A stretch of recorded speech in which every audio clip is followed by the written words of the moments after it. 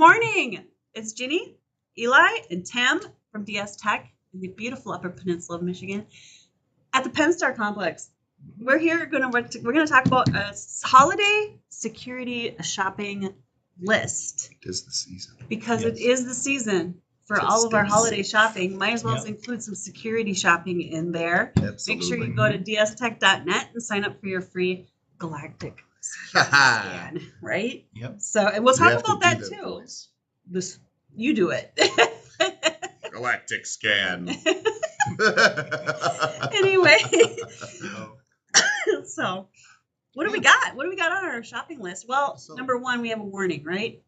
About shopping. Well, the biggest warning you can have is don't click the link when it comes to emails. If they're like, oh, 40% off, save here, save that, whatever. If it says, save 40% on Amazon, my advice, go to Amazon and look if there's a deal on the main website. Don't click the link. No. Don't click. And the same thing goes to you're going to get text message links too this year. You're going to like shipping notifications or like, 40% off, click this. The same thing on your phone. Don't click them. Well, yeah, it's one that a lot of people, especially older folks, are not even. But like, I remember when I first saw him like a year or two ago, I was like, "What the heck is this? Who got my phone number?" Unless you consider me older, I suppose. No, I was going to say that they might fall for it more. But are you out here falling for it, Jenny? No. I have. I know of some folks that have, unfortunately. Sometimes they're tricky, especially if it just happens to be that you have a shipment. Yeah. Oh, and then you get the text. You're like, oh, I wonder if it's going to be here early. Yeah. And you click it. Oh, crap. Or they just know everyone's getting stuff shipped around this time, so they're spamming that to everyone, hoping that you just happen to have a shipment. And then just don't click the link. I know it's a pain in the butt because you got to go log in, go find your order, and then look for the tracking in there. But it's safer. So take the few extra. I chose the wrong word back there. I was going to choose tech illiterate, but that doesn't sound very nice either. You don't have to be a programmer to practice safe security. I'm certainly not. So anyway, what do we got on our shopping list? Basically, the idea with this is like, what would your company want from Security Santa? Like, if you have a company out there and you got no security in place, what are some stuff that you could get that would help your business improve security-wise, or some maybe checks, things you can go through like once a year, things like that. So the first one is to ensure that all your security software is up to date. So that would be like your antivirus, that whatever you're using, your endpoint protection, any sort of alerting software you have. You do want to make sure that it's up to date on your system if you haven't gone through your updates there. I mean, if you're using DS Tech to manage your security, we keep on top of that. Your stuff gets updated on a regular basis. No worries there. But if you're outside of the DS Tech clientele, just make sure your security software is up to date, latest patches, all that right before the holidays. The biggest reason for that is hackers know that holidays are extended periods of time where you're away from your business. So if they have anything on your network where they're waiting to kind of like try to see where they can go and move around, they're waiting till a holiday season to do that because they know they have extra time to try to get away with stuff, basically. So and for people at home that might not know much about patches, that's mostly just updates for vulnerabilities. Yep, like if you open up your whatever antivirus you have, you do usually file update or download the latest definitions. It's like an older idea of like antivirus if you have an old like home user kind of setup. But yeah, just making sure your antivirus is up to date, everything, all your security stack, all that stuff would be good. The second one, in kind of tying with that, is make your computers are up to date. So that'd be like your Windows updates, Apple updates, iPhone updates, Android updates, all those sort of updates that you get on your phone that you're like, oh, I'll just do this later. Do it now before the holidays because, again, during the holiday season is where they're going to be doing more attacks on those devices just because of the extended breaks. And then, the people that write the programming for all that stuff are keeping on top of it too, right? Oh, yeah. Are you telling me iOS 17 does more than have a fancy new chime? Yep. There's actually usually about 10 security updates for every quality of life update with those things, where in the background they're actually doing more because the hackers are constantly finding new ways in and they're plugging the holes. It's constant whack-a-mole between them. So that's usually what's happening on the background. So yeah. Awesome. One thing to keep in mind at the end of the year that I recommend people do is strengthen your password policies. And it's also a good time to rotate your passwords if you haven't done so in a while. If you're like, I've been using this password all year long and I haven't changed it yet. Go ahead and just change your password because you should be rotating them frequently because if that password gets caught somewhere or scraped, then they're going to try to use that password on all your accounts. So just get in the good habit of rotating your passwords. Some corporations, they have to do it every 90 days, might be every half a year, but just as good security, once a year, I like to go through all my personal passwords and just change them up. And don't just change your password, like say your password for whatever reason, it shouldn't be, this was like password 2023. Like if that's your password, don't change it to password 2024. Like don't just change it a little bit, like actually try to change your passwords up a bit because that's easy to figure out. Come on. Exclamation So much easier point. just to add a number. Oh, I added a 2 to it now. I'm super secure now. Yeah. It's also a good idea to maybe do a physical security check of your stuff. I mean, we're talking about computers and all this kind of stuff, but maybe you haven't checked all the locks on your business, whatever else. So do a quick perimeter physical security check, make sure everything's good to go, lock down before you go. And then that part with that is really tying into your security camera checks. Maybe you check all your security cameras that you have installed at your business, make sure they're all functioning how you want. Maybe you do a test. Go to file footage 2 weeks ago and see if you can pull data, make sure it's functioning correctly. Almost like testing your backups to make sure they're working properly. Just check all that to make sure it's working for you in case something does happen while you're away. And then going into that backups. Backups is very important to have just in case there was an event over the holiday. In theory, you're just going to restore to a backup at time before the attack took place. So checking your backups, making sure your backups are all in good standing order is also a good check to do before the holidays. Again, with DS Tech, we're always checking backups daily, making sure if you're a client of ours, you don't have to worry about that. But again, it's just good to have it to get into.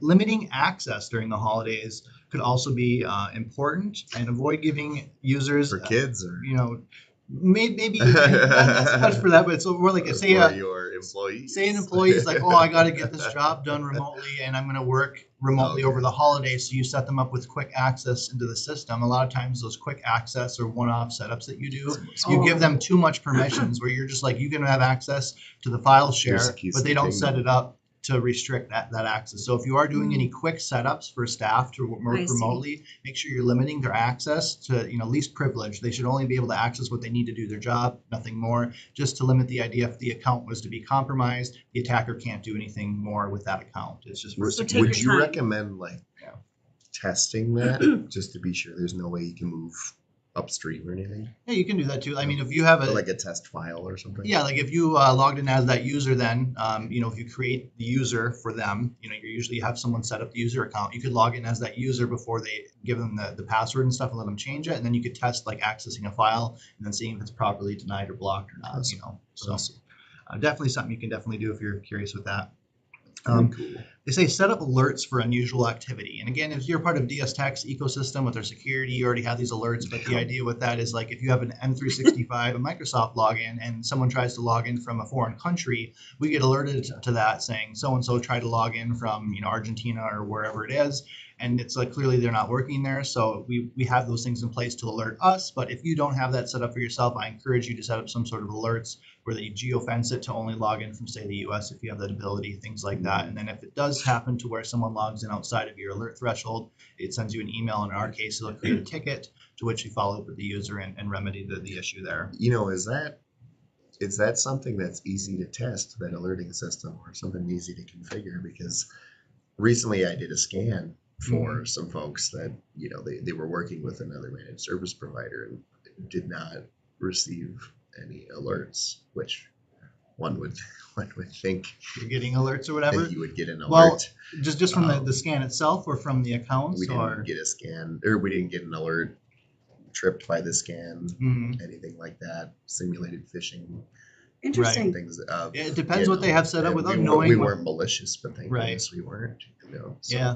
It depends how they have things set up. I know some of the software vendors do work on the back end where like if we had a security thing in place that's set up to look for weird alerts and scans and their common vendor is X in the sphere, they might already work to know that like this is going to be like a legitimate scan probably coming from a company. Okay. However, it's very common that legitimate software can be used by bad actors to also then scan. Right. So it's like you want to kind of balance that, the alert. So without knowing like specific a Bluetooth bridge is tell. not a hacking tool, but it can be right. If you want. And so my thought with that is Tim told me a story where somebody used a thermometer in a casino. On a it's emotion. Fish aquariums, right? Yeah, there was a Bluetooth like thermometer in a fish aquarium at a thing that someone was able to spin up their own like DNS server on and whatever it is. That's crazy.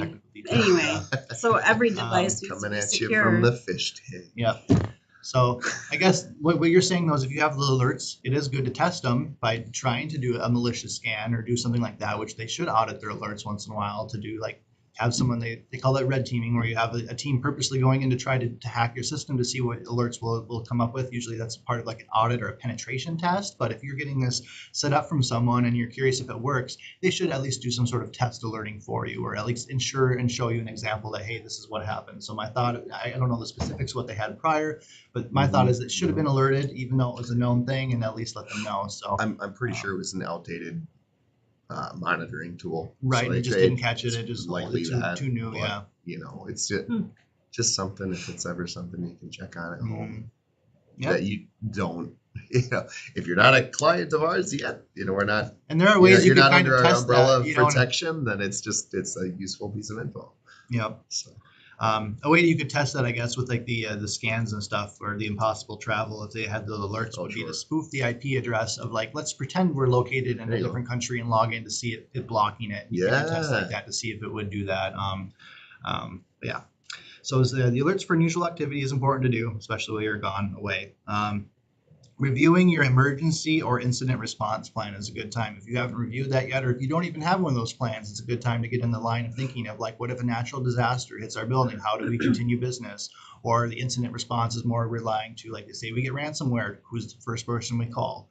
Where do we go from there? What do we do? Like, if you don't have any answers to those questions yet, like, ask yourself that question. If we were to get ransomware tomorrow, what would you do? When's the last time you checked your backups? How would you contact? Who do you contact? Do you contact your insurance carrier first, your MSP? Or do you contact? You should have a plan in place of who to contact, and everyone should be involved to know that. Do we have like outlines or templates that our customers can use to? I don't know if we have just like generic templates because it varies, but I know Josh works with them. Okay. We do a lot of customer specific tabletop exercises. So. Oh, that's you know, what. Oh, if he's mentioned that. We do have a few. And I was like, I don't know what that is. Checklists that will play into it. Yeah. But it varies so much. But we can craft one for your vertical, for whatever your business is.